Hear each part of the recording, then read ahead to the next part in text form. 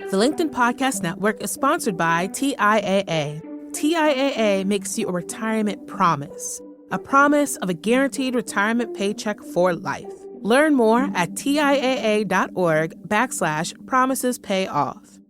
Hey, before we get started, I just want to make sure you're in the know about our Next Big Idea newsletters. We've got a free weekly roundup of nonfiction ideas that comes to you via LinkedIn, and we have a new Book of the Day newsletter on Substack, which gives you actionable insights in your inbox every day.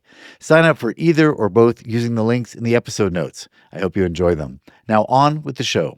LinkedIn presents.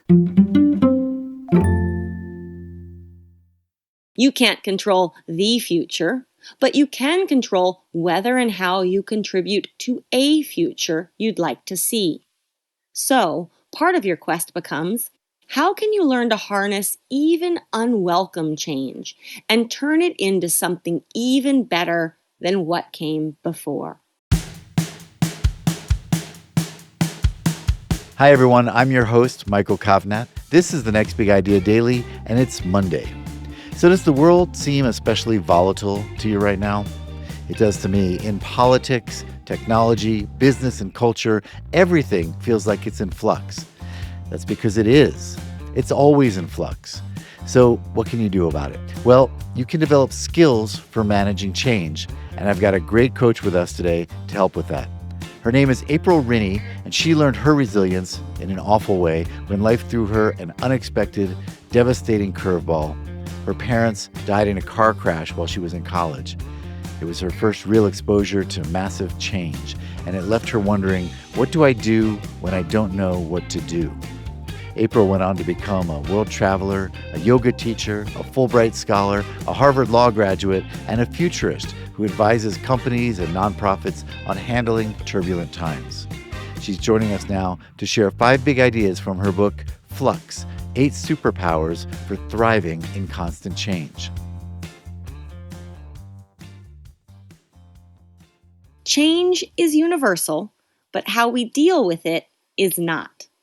On the one hand, change has been part of the human experience since the beginning of time. Indeed, the only reason we're here is because of it.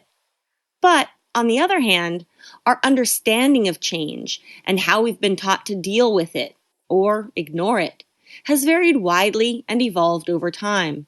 It's been driven by cultural norms, expectations, and available technologies, among other things. Think about what you were taught about change growing up. Were you taught to embrace it or to fear it? Were you taught that uncertainty means danger, or is it an adventure for your curiosity? How do these things manifest in your life, work, and relationships today? In the 25 plus years that I've spent researching and observing change, I've found that every single person, organization, and culture on Earth struggles with change. Not necessarily in the same way, but there is so much we can do better. We've all developed different ways of thinking about and relating to change. We have different words and traditions and beliefs and concepts for it. And there is so much we can learn from one another, which is a great thing because the future means more change, not less. It means more uncertainty and more unknowns. It also means a faster pace of change, more changes to deal with on a daily basis. And all of this means we have an amazing opportunity and a kind of responsibility to level up our relationships to change and to thrive in new ways. The single most significant determinant of our relationship to change is whether we perceive that we get to opt into it. On the whole, humans tend to love changes that we choose. A new relationship, a new job, a new adventure, even a new song to listen to or a new food to taste. But we tend to really struggle with change that we don't control, the kind of change that blindsides you on a Tuesday afternoon. It goes against your expectations, or it disrupts your plans. We fear these changes, we resist them, and we mistakenly believe we can control them. Think about the changes you love and the changes you hate, or at least really struggle with. What do they have in common? And when you look back on the past year or year and a half, in what ways do you wish you could have better responded to change? As you look towards the future, what do you wish to improve? The crux here is that reshaping our relationship to change also means reassessing our relationship to control. Because the fact is, no one has ever been able to control the future. What we're after is merely an illusion, a perception of control.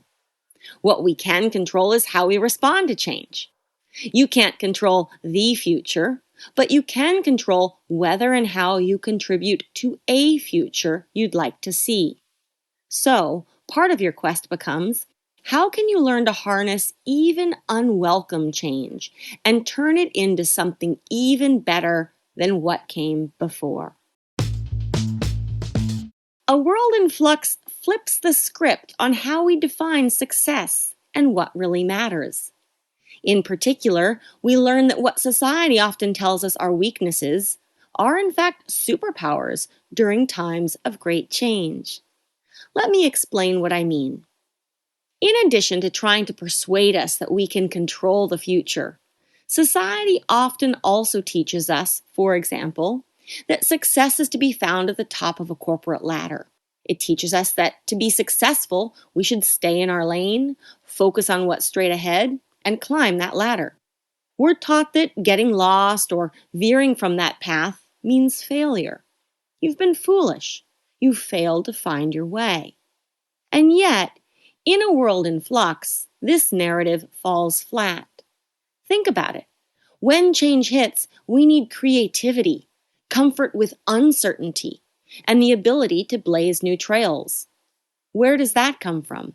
When you've stayed with what's familiar and done what others have told you to? Or when you've stretched beyond your comfort zone? When have you made your best discoveries?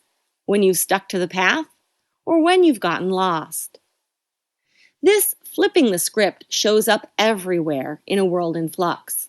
It's also related to the 8 flux superpowers, each of which is a chapter in my book.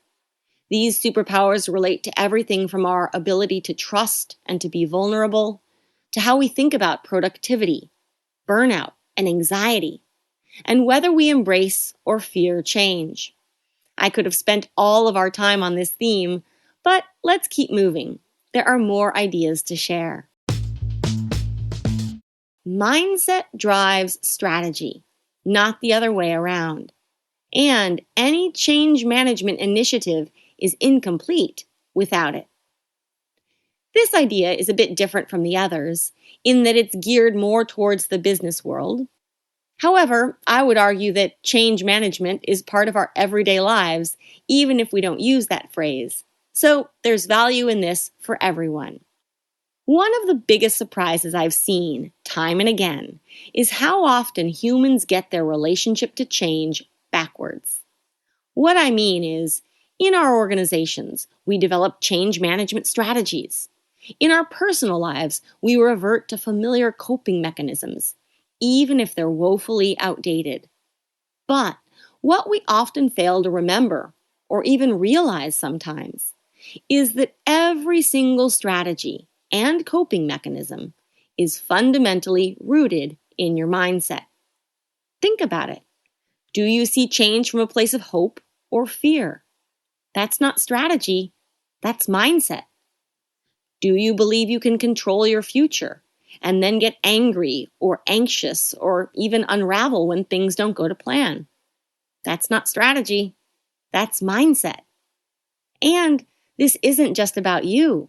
How would your colleagues, your team members, your family, and friends answer these questions? In my experience, the answer is not the same way that you do.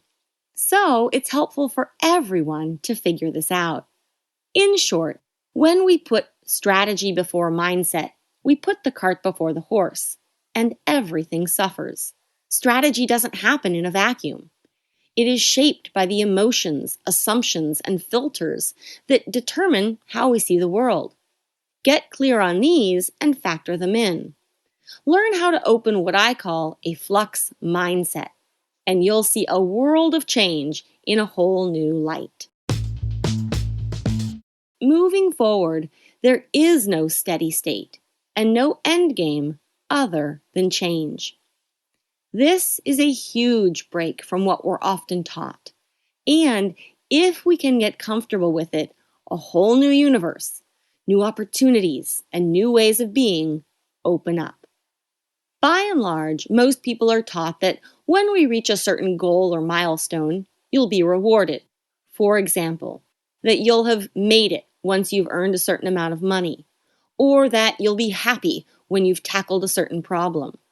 Yet, that way of thinking keeps us stuck in a cycle of insufficiency, unhappiness, and not being enough.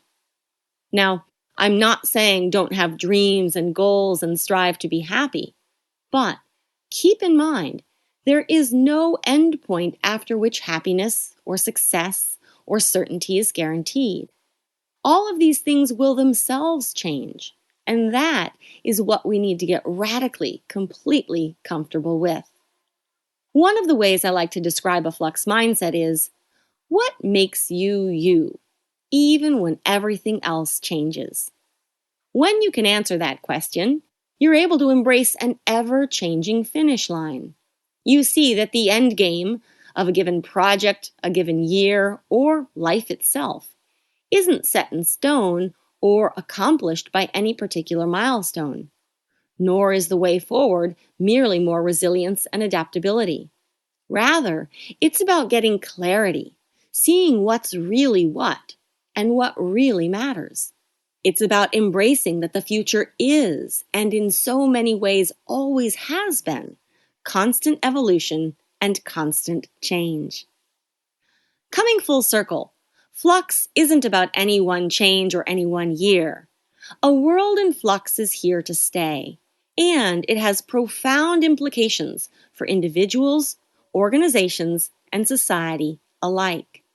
What's more, we've been given a huge opportunity to reshape our relationship to change today, from the inside out and for the long term. Thank you, April.